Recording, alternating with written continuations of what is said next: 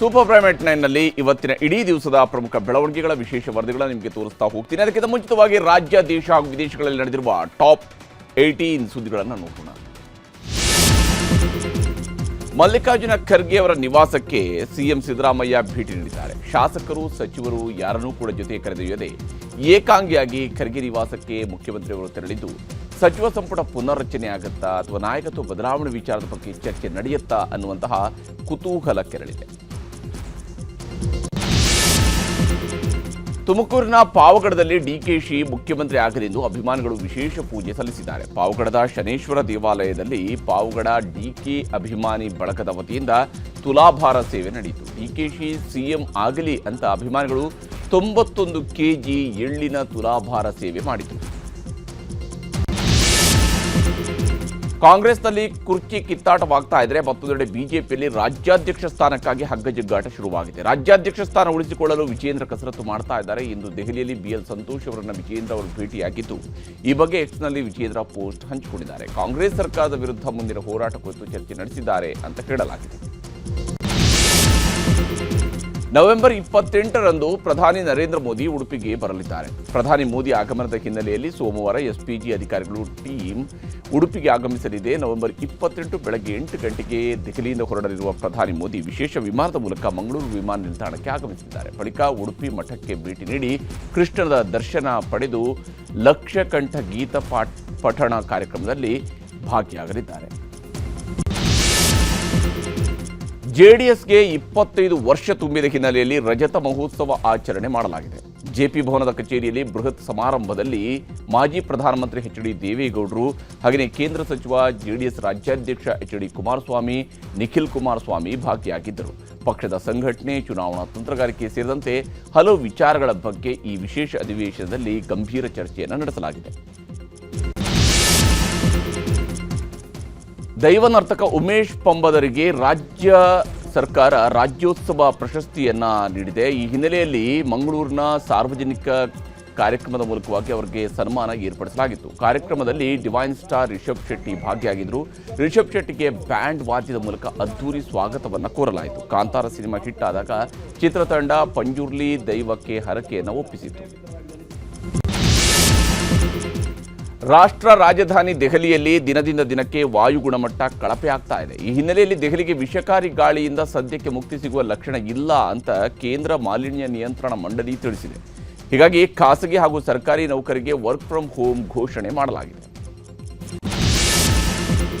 ಖಾಸಗಿ company CEO kidnap ಮಾಡಿದ ಕೇಸ್ನಲ್ಲಿ ಒಟ್ಟು 8 ಜನ ಆರೋಪಿಗಳನ್ನು ಪೊಲೀಸರು ಬಂಧಿಸಿದ್ದಾರೆ. ಕಿಡ್ನಾಪ್ ಮಾಡಿದ ಬಳಿಕ 18,90,000 ರೂಪಾಯಿ ಹಣ ವರ್ಗಾಯಿಸಿಕೊಂಡಿದ್ದರು. ಕಿಡ್ನಾಪ್ಗೆ ಬಳಸಿದ ಇನೋವಾ ಹಾಗೂ ವ್ಯಾಗನಾರ್ ವಾಹನಗಳನ್ನು ಕೋರಮಂಗಲ ಪೊಲೀಸರು ಸೀಸ್ ಮಾಡಿದ್ದಾರೆ. ಸೆಂಟ್ರಲ್ ಜೈಲಿನಲ್ಲಿ ನಟ ದರ್ಶನ್ ಅಂಡ್ ಗ್ಯಾಂಗ್ಗೆ ಬೆಡ್ಶೀಟ್ ಭಾಗ್ಯ ಸಿಕ್ಕಿದೆ. ಚಳಿಗೆ ಬೆಡ್ಶೀಟ್ ಇಲ್ಲದೆ ನಿದ್ದೆ ಬರ್ತಾ ಇಲ್ಲ ಅಂತೇಳಿ ಜಡ್ಜ್ ಮುಂದೆ ನಟ ದರ್ಶನ್ ಮತ್ತು ನಾಗರಾಜ್ ಮನವಿಯನ್ನ ಮಾಡಿದ್ರು. ಅದರಂತೆ ಇಂದು ಮನೆಯಿಂದ ಬಂದ ಬೆಡ್ಶೀಟ್ ಅನ್ನ ಜೈಲಧಿಕಾರಿಗಳು ದರ್ಶನ್ಗೆ ನೀಡಿದ್ದಾರೆ. ದರ್ಶನ್ ಜೊತೆಗೆ ಉಳಿದ ಆರೋಪಿಗಳಿಗೂ ಕೂಡ ಬೆಡ್ಶೀಟ್ ನೀಡಲಾಗಿದೆ.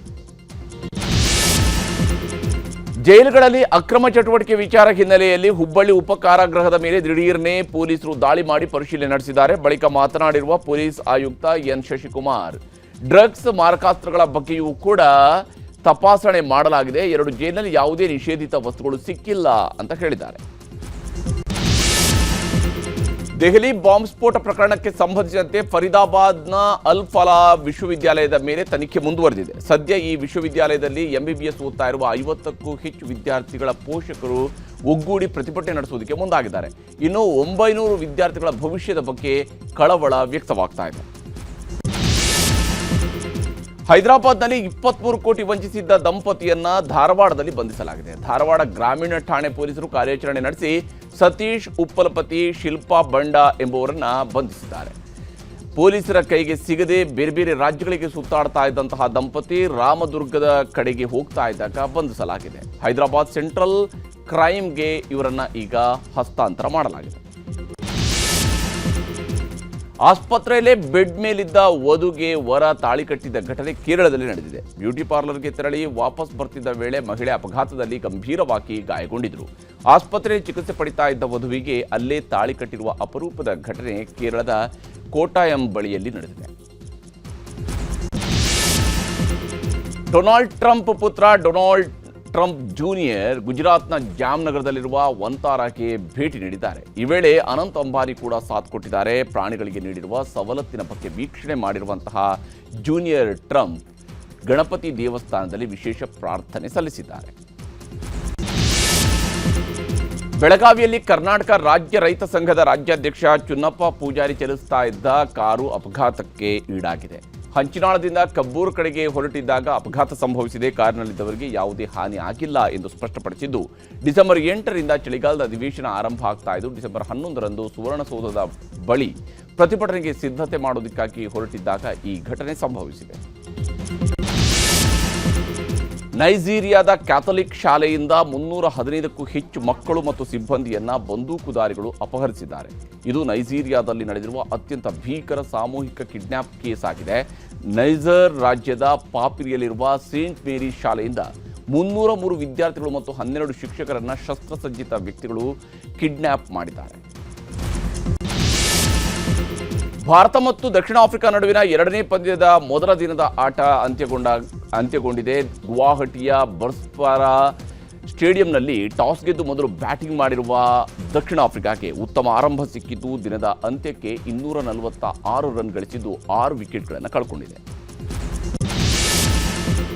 ಬೆಳಗಾವಿಯಲ್ಲಿ 2ನೇ ದಿನದ ನ್ಯೂಸ್ 18 ಕರುನಾಡ ಹಬ್ಬ ಅದ್ದೂರಿಯಾಗಿ ನಡೀತಾ ಇದ್ದು ಶ್ರೀನಗರದ ಪಾಲಿಕೆ ಆಟದ ಮೈದಾನದಲ್ಲಿ ವಿವಿಧ ಕಾರ್ಯಕ್ರಮಗಳನ್ನು ಆಯೋಜಿಸಲಾಗಿದೆ. ಅಡುಗೆ ಸ್ಪರ್ಧೆಯಲ್ಲಿ 35 ಜನ ಮಹಿಳೆಯರು ಭಾಗಿಯಾಗಿದ್ದರು. ಬಗೆ ಬಗೆಯ ತಿಂಡಿ ತಿನಿಸುಗಳನ್ನು ಮಾಡಿದಂತಹ ಮಹಿಳೆಯರು ಸಂಭ್ರಮದಿಂದ ಈ ಕಾರ್ಯಕ್ರಮದಲ್ಲಿ ಭಾಗಿಯಾಗಿದ್ದಾರೆ. ನಾಳೆಯೂ ಕೂಡ ಈ ಕಾರ್ಯಕ್ರಮ ನಡೆಯಲಿದೆ.